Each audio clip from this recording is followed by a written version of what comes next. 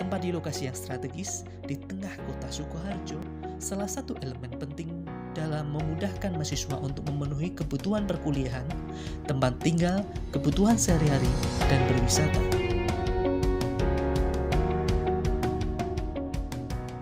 Program studi pendidikan yang menciptakan tenaga profesional siap kerja untuk membantu individu yang memiliki masalah pribadi, hubungan sosial, belajar, dan karir.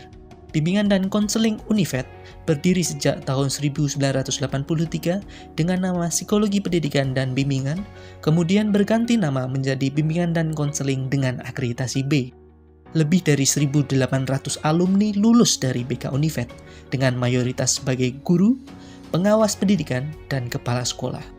Melalui dosen-dosen yang minimal bergelar magister dan syarat akan pengalaman, kurikulum dirancang secara komprehensif untuk menciptakan mahasiswa yang terampil, komunikatif, berdaya saing, dan profesional. Beberapa kegiatan perkuliahan yang dilakukan dalam menumbuhkan dan mengembangkan profesionalitas mahasiswa antara lain layanan klasikal, konseling individual, konseling kelompok, bimbingan kelompok, instrumen tes dan non-tes, pengembangan media, seminar dan workshop BK, dan pengadministrasian. Segudang prestasi pun sudah ditorehkan mahasiswa di berbagai daerah di Indonesia seperti juara umum media pembelajaran tingkat nasional tahun 2017, finalis Indonesian Counseling Competition 2019, Perparprov 3 2018 Surakarta cabang atletik kategori 1.500 putra, juara futsal antar perguruan tinggi se-Jawa Bali tahun 2017 dan 2018.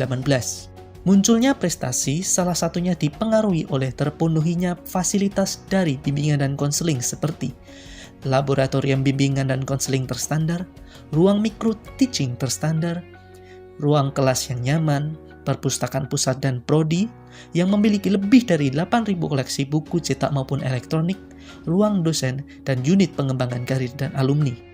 Selain itu, masih ada fasilitas umum seperti parkiran yang luas, lapangan untuk berolahraga, dan berbagai unit kegiatan mahasiswa sebagai wadah pengembangan diri mahasiswa.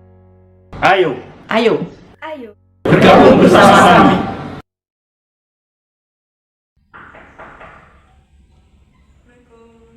Ya, masuk, silahkan. Waalaikumsalam. Mbak, silahkan masuk dan duduk di sini ya. Sebelumnya boleh diperkenalkan namanya siapa dulu? Nama saya Anissa Latifah dari mahasiswa Univet BK. Di sini mau konsultasi tentang apa? Tentang dibully dengan teman saya. Saya dibully dengan menjelek-jelekan fisik, contohnya seperti breakout, dikatain pendek, dan itu gimana ya solusinya? Nanti kita di sini membahasnya pakai teknik exception. Yang itu pertamanya itu bisa perkenalan dulu tentang teknik-tekniknya. Yang pertama itu arti dari teknik. Artinya teknik itu apa? Teknik exception itu apa? Nanti saya jelaskan dan tahap-tahapnya bagaimana dan kegunaannya apa aja. Nanti saya di situ jelaskan. Nah, teknik exception itu seperti kayak yang memegang asumsi bahwa setiap masalah itu pasti ada solusi jalan keluarnya. Nah, itu banyak itu apa aja masalahnya? Masalahnya itu dijelaskan dengan rinci gimana ya, kita tunggu untuk dijelaskan. Itu tentang fisik saya yang menjelek-jelekan, tentang breakout di muka, dikatain pendek, dan dibilangin seperti ini itu ya, itulah.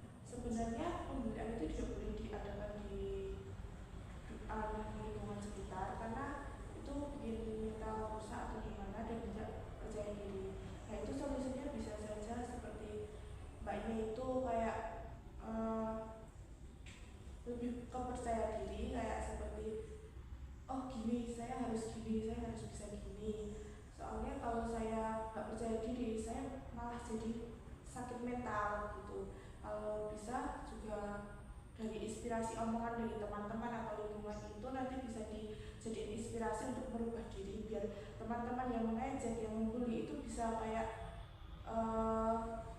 sadar bahwa mbaknya itu bisa berubah ke depannya gitu. Jadi perlahan-lahan, nggak langsung kayak hari ini harus apa itu namanya berubah, itu enggak, itu bertahap. Dan dari omongan-omongan dari luar itu harus didengar. Nanti kan kalau udah masuk ke pikiran mbaknya punya inisiatif untuk aku harus berubah. Nah, mbaknya itu kalau berubah itu nggak mungkin instan kan, itu perlahan. Itu nggak apa-apa sih, kayak kamu harus berubah diri lebih baik dari kata-kata teman-temanmu, lingkunganmu gitu. Gitu aja. Gimana dari solusi yang saya berikan tadi, apakah mbaknya sudah agak mendingan dari kemarin-kemarin, dari masalah-masalah kemarin? Sudah cukup. Dan kan ini apakah masih ada mengganjal sedikit di hati mbaknya, mungkin masalahnya belum tentu sampai situ selesai atau tidaknya?